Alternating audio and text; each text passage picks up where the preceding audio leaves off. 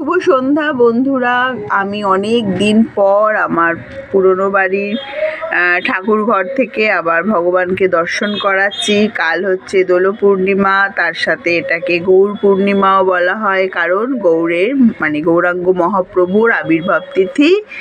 এই যে নিতাই চাঁদ, তোমরা কালকে দোল পূর্ণিমা খুব ভালো করে পালন করো, অগ্রিম শুভেচ্ছা থাকলো। কানহা, এই যে গপু বসে আছে, 4 দিন পরে ঘুরে এসেছে। আর এই হচ্ছে রাধারানী, রাধা মা আমার। কালকে তোমরা কে কখন পুজো করছো বলো তো? ভীষণ কনফিউশন, এবারে মাথা খারাপ করে দিচ্ছে সবাই।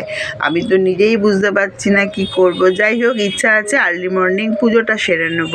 মানে তোমরা কে কখন দোল খেলছো, দোল খেলাচ্ছ ভগবানকে চরণে, তার আবির দিচ্ছ, এগুলো জানিও। প্রতি বছর আমি ভীষণ সুন্দর করে পালন করি, কিন্তু এবছর সময়টাও একটা ব্যাপার, তার সাথে শরীরও পারমিট করবে না, যার জন্য শুধু একটু চরণে আবিরই দেবো, আর কিছু করতে পারবো না।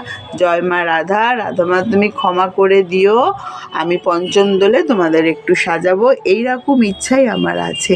রাধে রাধে রাধে রাধে রাধে রাধে। 1000 বার বলো, শত সহস্র বার বলো এই নাম, আর পাপ মুক্ত হও। রাধে রাধে। জয় নিতাই, জয় গৌর।